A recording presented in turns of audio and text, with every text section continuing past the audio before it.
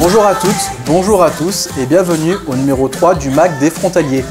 Je suis Julien, directeur de Frontaliers Grand Est et comme d'habitude, je suis accompagné de mes deux compères, mes tic et tac à moi, Riyad, Nadia, bonjour.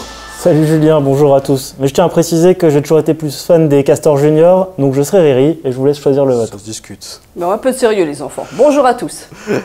Alors le sujet du jour, c'est quelque chose que vous nous avez demandé depuis plusieurs semaines, enfin c'est une question même régulière qu'on a chez Frontaliers Grand Est. Vous êtes travailleur frontalier à l'étranger, en Allemagne, en Belgique et au Luxembourg, et vous souhaitez tout simplement créer une entreprise en France, à titre de micro-entreprise par exemple. Est-ce que c'est possible de le faire en cumulant votre activité professionnelle à l'étranger?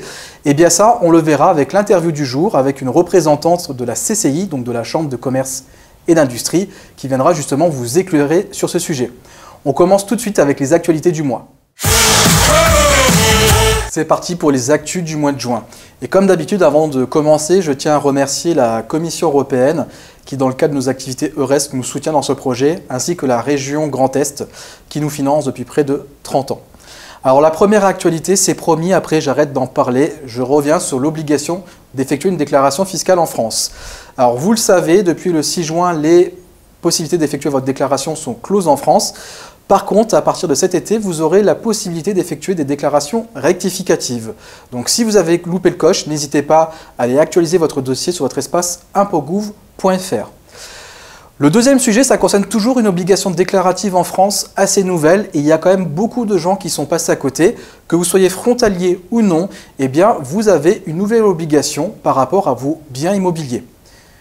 Dès lors que vous êtes propriétaire d'un bien en France, que ce soit pour votre résidence principale ou à titre de location, eh bien, vous avez l'obligation sur votre espace impotgouv.fr de déclarer ce bien. Alors c'est une simple déclaration assez rapide, mais vous devez quand même l'effectuer. Pourquoi? Parce qu'elle va déterminer si vous êtes redevable ou non de la taxe d'habitation. Donc veillez bien à vérifier que votre dossier est à jour sur votre espace impotgouv.fr. Pour tout changement entre 2023 et 2024, vous avez jusqu'au 30 juin pour communiquer tout changement à l'administration fiscale française. Alors le troisième sujet, on approche de l'été et forcément vous êtes de plus en plus nombreux, des étudiants, à nous poser la question, est-ce que c'est possible d'effectuer un job d'été? Eh bien la réponse est oui, mais en fonction du pays, en fonction de votre statut, il va y avoir des questions qui vont se poser sur la durée du contrat, votre statut social et votre statut fiscal. Pour faire simple, si vous avez la moindre question, je vous invite à consulter notre brochure dédiée sur notre site Frontaliers Grand Est. Ensuite, faire bien attention justement aux spécificités qui vont se poser par pays. Il n'y a pas les mêmes contrats en Allemagne et au Luxembourg notamment, et leur durée peut varier. Troisième point, si vous avez besoin d'avoir un accompagnement sur la recherche d'emploi, Riyad est là bien entendu, mais également n'hésitez pas à faire appel aux services de France Travail qui peuvent vous proposer des jobs principalement en France, mais les conseillers EURES peuvent également vous accompagner pour des jobs d'été à l'étranger. Et enfin, n'hésitez pas à consulter le tout dernier article fraîchement sorti sur notre site Frontaliers Grand Est qui va vous synthétiser tout ce que vous devez savoir sur les jobs d'été à l'étranger, mais également en France. Autre demande, c'est une question quasi quotidienne. Et Riyad, je vais en profiter que tu sois là pour te prendre comme parole sacrée. Eh bien, non, la résiliation d'un commun accord ne vous donnera pas droit au chômage si elle est signée à l'étranger. Tu me confirmes? Tout à fait, ça sera équivalent à une démission en France. Alors, pourquoi? Et vous êtes vraiment nombreux à nous poser ces questions depuis ces années. Et avec les plans sociaux en Allemagne, quelques licenciements qui se font en Belgique, et également au Luxembourg, eh bien, vous êtes nombreux à nous contacter nous demandant, voilà, mon employeur me propose une résiliation d'un commun accord, mais chômage ou pas. Comme l'a dit Riyad, c'est assimilé à une démission. Pourquoi? Parce qu'en France, il existe la procédure de la rupture conventionnelle, qui fait l'objet d'un formalisme assez spécifique. Vous avez un délai de réflexion entre votre employeur et le salarié d'environ 15 jours, avec ensuite une validation par les autorités sociales en France. Au Luxembourg, par exemple, une résiliation d'un commun accord, je caricature bien entendu, peut être signée entre deux portes, entre l'employeur et le salarié. Tu veux partir à quelle date? Quelle sera la durée de mon préavis? Vous signez, c'est fini. Et malheureusement, si vous signez ce type de fin de contrat, comme le disait Riyad, vous n'aurez pas le droit au chômage, car c'est assimilé à une démission, et pire, vous aurez un délai de carence assez conséquent. Tout à fait, 4 mois pour réouverture de droit à l'allocation de retour à l'emploi, et sous couvert d'avoir effectué des démarches de recherche d'emploi ou de création d'entreprise. Donc si vous êtes dans cette situation, n'hésitez pas à contacter les juristes de Frontaliers Grand Est pour sécuriser votre fin de travail. La dernière actu du mois, finalement, c'est une question également que vous nous posez très souvent. C'est la question de l'établissement stable. Riyad, à quoi tu penses? Jenga? Pas loin. Alors, l'établissement stable, c'est un sujet qui concerne le télétravail des frontaliers. Qu'est-ce que ça signifie concrètement? C'est qu'on se retrouve dans une situation où les employeurs étrangers, principalement allemands et luxembourgeois, viennent à refuser votre télétravail sous peur que votre activité en France puisse constituer un établissement stable. Qu'est-ce que ça veut dire vulgairement? C'est qu'en fait, laisser un travailleur frontalier faire du home office pourrait finalement constituer une filiale en France et donc avoir pour conséquence que votre employeur soit redevable de l'impôt et des sociétés sur le territoire français. Alors concrètement, est-ce que c'est un motif légitime de refus de votre employeur de vous laisser télétravailler? Eh bien, ça va dépendre de votre situation personnelle. C'est-à-dire que qu'est-ce qui peut constituer principalement un établissement stable? C'est si vous avez des pouvoirs de représentation ou de signature de l'entreprise dans le territoire concerné. Concrètement, vous êtes un cadre commercial qui va signer des contrats pour une entité française pour le compte de votre employeur luxembourgeois et allemand en France, et bien là, c'est tout à fait légitime que vous puissiez constituer une sorte de filiale française et que donc votre employeur soit redevable de l'impôt des sociétés en France. Si par contre vous êtes un frontalier, que je puis dire lambda, bien entendu, c'est-à-dire que vous effectuez des missions de back-office, eh bien par principe, vous ne constituez pas un établissement stable. Le télétravail reste d'un commun accord entre l'employeur et le salarié, donc il est en droit, bien entendu, de vous le refuser ou à minimum de vous le limiter. Pour toute question, je vous invite à contacter les juristes de Frontalier Grand Est pour sécuriser au maximum votre situation. Et si vous avez un doute sur le fait que vous puissiez constituer un établissement stable, eh bien n'hésitez pas tout simplement à contacter les services fiscaux via votre messagerie sécurisée pour voir s'il y a un risque pour vous et l'entreprise. Et maintenant, on va passer à la partie 2, c'est-à-dire tout ce qui est actualité, emploi, économique avec Riyad. Le sujet du jour, c'est la création d'entreprise. Est-ce qu'il y a une offre de service particulier chez France Travail pour les frontaliers, même pour les résidents français? Oui, tout à fait. On a des conseillers spécifiquement dédiés à la création d'entreprises et on a un outil qui s'appelle l'Emploi Store sur lequel vous trouverez de nombreuses ressources pour vous accompagner dans votre création d'entreprise. Avec justement quel type d'outils qui peuvent être utiles pour les personnes? Alors des outils, des ateliers, des offres de formation qui sont complémentaires de l'offre qui vous sera présentée par notre invité du jour. Alors autre sujet, on a beaucoup de frontaliers qui se posent la question de la démission pour reconversion professionnelle. Alors depuis notamment la crise Covid, des gens qui veulent se reconvertir. À quoi il faut faire attention? Alors vraiment, un gros point d'attention, c'est de faire valider votre projet auprès d'un conseiller France Travail avant de donner votre démission. Sinon, il y a un risque en particulier? Le risque, ça peut être que votre projet ne soit pas validé et donc que le processus de démission reconversion ne soit pas validé. Du coup, pas d'ouverture de droit à l'allocation de retour à l'emploi. Et c'est éligible aux travailleurs frontaliers, on est d'accord? Tout à fait. Donc si je suis frontalier, je suis salarié en Allemagne, je souhaite créer une entreprise. Donc à ce moment-là, je vais voir mon conseiller France Travail. Contacter un conseiller France Travail. Il est tout à fait possible de s'inscrire ou de demander des renseignements à France Travail tout en étant encore en emploi. Et on vous aiguillera vers un conseiller qui vous donnera les informations. Un autre sujet? Oui, j'en profite. En 2024, nous célébrons les 30 ans d'EURES, donc 30 ans d'accompagnement des travailleurs européens qui ont une mobilité à l'international, vers un pays européen, mais aussi dans le monde, puisque nous sommes partenaires de nombreuses destinations. Et donc on rappelle que sur le site EURES Grande Région, on peut retrouver tes coordonnées. Voilà, et les coordonnées de tous mes collègues qui sont en charge de la mobilité vers tout un tas de pays. Donc joyeux anniversaire EURES. Et on va souffler les bougies en grande pompe, je pense. Merci beaucoup Riyad. On va passer maintenant à toi Nadia sur les actus qui concernent Frontalier Grand Est. Nadia, quoi de neuf chez nous? Eh bien écoutez, on commence avec la production de 2 nouveaux supports. Donc le premier concerne 8 nouvelles vidéos ludiques et informatives qui ont été tournées avec nos 2 protagonistes que voilà, qui n'ont pas ménagé leur effort pour vous présenter de manière ludique et informative la façon de candidater au Luxembourg. Donc voici d'ailleurs un petit extrait de la vidéo 3 conseils pour réussir son entretien. Il est primordial de se renseigner sur l'entreprise, son organisation, ses activités ou publications. N'hésitez pas à suivre votre entreprise ou ses dirigeants sur des réseaux sociaux professionnels, mais également à consulter la presse luxembourgeoise ou actualités publiées par l'entreprise. Pendant l'entretien, vous aurez forcément la question. Dites-moi, pourquoi vous postulez chez nous? Ah, j'ai vu de la lumière, je suis rentré. Street Fighter, un alpaga, quoi d'autre? L'accent américain? Ouais, donc des petites manières d'essayer de vous rendre assez accessible des sujets qui ne sont pas forcément simples, mais notamment sur la recherche d'emploi. Et puis, on est chaud pour des nouvelles. Oui, on en a encore sous le pied, je pense qu'on peut faire mieux. Nadia, justement, deuxième support, tu disais? Deuxième support, toujours dans la même thématique, après la brochure Candidater au Luxembourg, qui est sortie le mois dernier. Voici Candidater en Allemagne, en Belgique et en France pour compléter la série. Donc des infos utiles et pratiques pour vous accompagner, vous aider à mieux préparer votre recherche d'emploi en France ou de l'autre côté de la frontière. Donc des brochures que vous retrouvez en téléchargement gratuit sur notre site Frontalier Grand Est. On pourra également retrouver sur des forums où on sera présent. Justement, Nadia, est-ce qu'on a des forums qui sont prévus les prochaines semaines? Et oui, toujours sur les routes, on n'arrête pas. Donc au mois de juin, nous serons présents à la journée d'information de la Task Force 3.0. Donc il sera présent le 26 juin à la Chambre de travail de la Sarre. Donc ça se passera de 9h à 16h et nous serons présents pour cette journée d'information dédiée aux travailleurs franco-allemands qui souhaitent avoir des informations sur leurs droits. Également donc, avec des autres représentants de syndicats, d'associations qui seront là pour vous accompagner. Autre chose?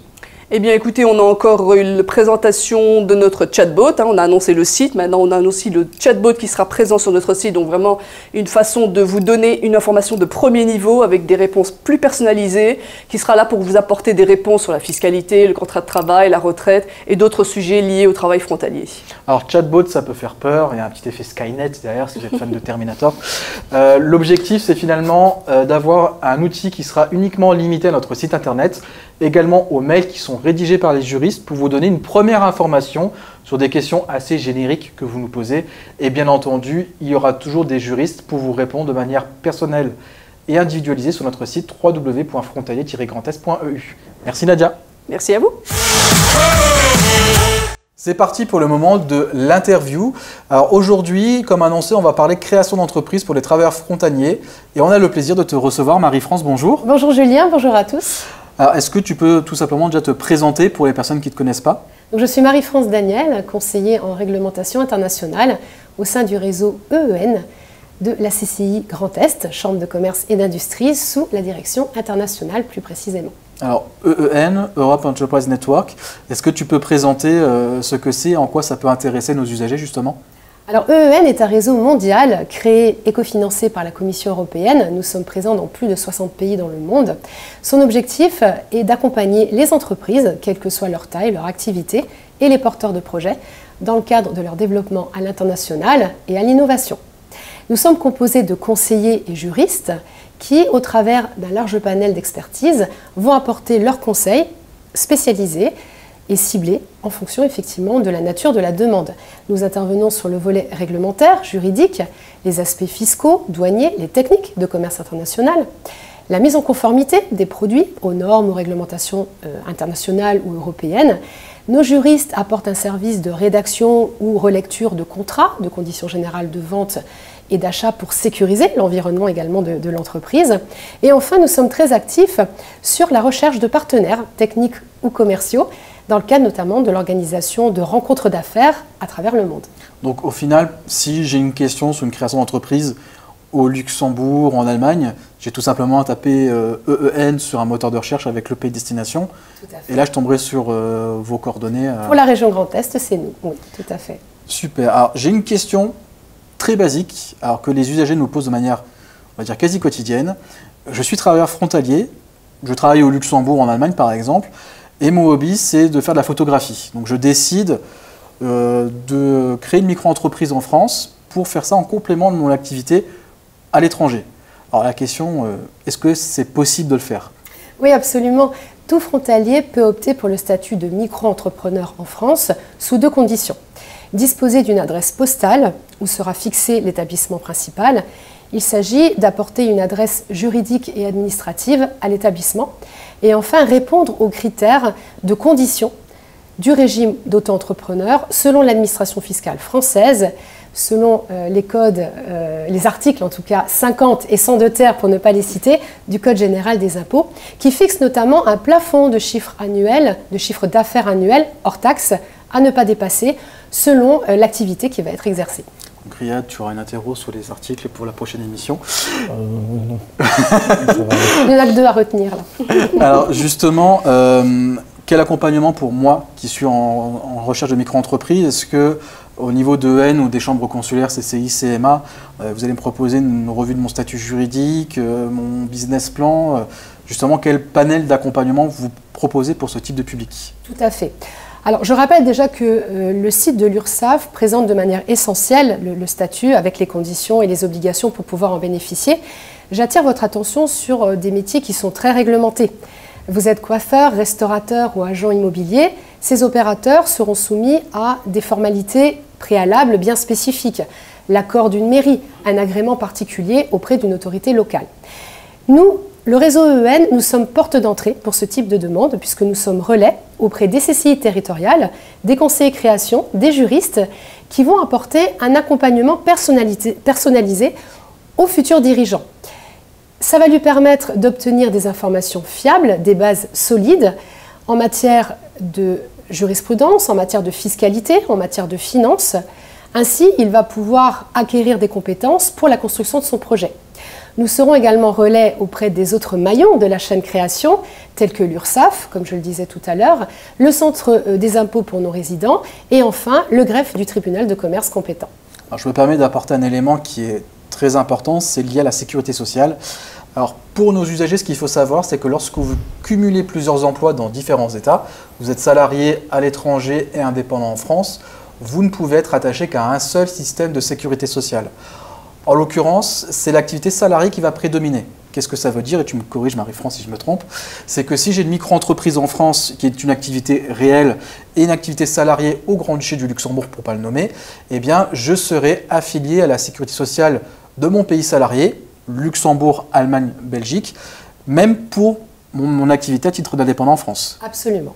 Et donc à ce moment-là, il faut se rapprocher de l'URSSAF pour effectivement obtenir toutes les précisions sur l'application de cette règle-là et les modalités d'inscription. Pour répondre à ta question, Julien, les CCI, tout comme les CMA, Chambre des métiers et de l'artisanat, proposent vraiment un parcours personnalisé. Nous intervenons à chaque étape de la création. La mise en place d'un business plan, la réalisation d'une étude de marché, comment financer son projet et la réalisation des formalités finales. À ce titre, j'attire l'attention sur le fait que depuis le 1er janvier 2023, il existe un guichet unique à présent, dématérialisé, pour toutes les formalités de création, de modification ou de cessation d'entreprise. Alors, ce guichet va remplacer les CFE, Centres de formalité des entreprises, des CCI notamment. Il est adressé à tous les chefs d'entreprise. Ils feront leur démarche en ligne, en direct. Cependant, la CCI peut tout à fait endosser le rôle de mandataire pour effectuer ces formalités à sa demande. Et justement, Marie-France, dans mon cas précis, je suis photographe le week-end, mais par contre, j'ai un client qui est au Luxembourg ou en Allemagne. Premièrement, est-ce que c'est possible pour moi de réaliser cette prestation en tant que micro-entreprise? Et deux, à quoi il faut que je fasse attention? Absolument. Quel que soit le pays où l'entreprise ou l'opérateur va prester, que ce soit frontalier, européen ou un pays hors UE, il lui incombe de bien veiller à la législation applicable dans le pays où se situe son client. Plusieurs points de vigilance. La reconnaissance des qualifications professionnelles. Certains pays, comme le Luxembourg, demandent une attestation de compétences entrepreneuriales. Elle est délivrée par la Chambre de commerce compétente ou la CMA. Combien de temps à peu près? Enfin, il faut s'y prendre assez... Au moins 30 jours avant la réalisation de la prestation, sachant que l'obtention est très rapide. Nos conseillers sont très réactifs. Elle va attester de l'expertise du dirigeant en matière de gestion d'entreprise. Cela rassure les autorités du pays de destination. Vous devrez notifier le chantier temporaire ou la prestation de service auprès d'autorités locales. Ça peut être le ministère des Affaires présentes dans le pays, ça peut être le ministère de l'Économie, le ministère du Travail. Selon les pays, une autorité compétente est là pour justement enregistrer ces demandes. Une communication doit être faite en matière de détachement de salariés. Il y a un volet social à respecter. Il existe également des conventions collectives en fonction de la profession qui va être exercée, avec des exigences en matière de durée hebdomadaire de temps de travail, de salaire minimum qui va être versé, de sécurité des travailleurs sur leur lieu de travail. Donc justement, je suis chef d'entreprise français, j'envoie un de mes collaborateurs au Luxembourg. De ce que tu viens de dire, je devrais respecter le salaire minimum qui s'applique au Grand-Duché. Exactement, tout à fait, oui. Il y a également des exigences douanières. Alors, on va me dire, mais au sein de l'Union européenne, les barrières douanières n'existent plus. Les douanes s'intéressent tout de même à ce qui se fait au sein de l'Union européenne.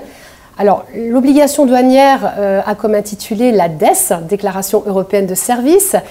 Le prestataire va devoir tous les mois notifier auprès du portail dédié de la Direction régionale des douanes toutes les prestations qu'il aura réalisées au sein de l'Union européenne. Le volet fiscal est important également. La question se pose, comment vais-je facturer mon client ? La législation n'est pas la même en fonction de la nature de votre opération commerciale. Si vous travaillez en B2B, c'est-à-dire entre professionnels, vous êtes photographe et vous allez effectivement exercer au Luxembourg pour un professionnel, vous allez facturer votre prestation hors taxe. On va pratiquer ce qu'on appelle l'autoliquidation. Il incombera à votre client d'autoliquider la TVA. En revanche, si vous travaillez en B2C, directement avec un particulier... Je veux un mariage, par exemple. Voilà. Dans ces cas-là, effectivement, ce n'est pas du tout les mêmes règles fiscales. Il va devoir peut-être falloir que l'opérateur s'immatricule à la TVA du pays où se situe le client particulier, avec une application de la facturation en TTC, toutes taxes comprises. Selon effectivement de la nature de l'opération, soyez vigilants sur le volet fiscal, c'est important également. Et là-dessus, justement, on se connaît depuis longtemps et on co-anime chaque année, au mois de décembre en général, un atelier pour ces entreprises.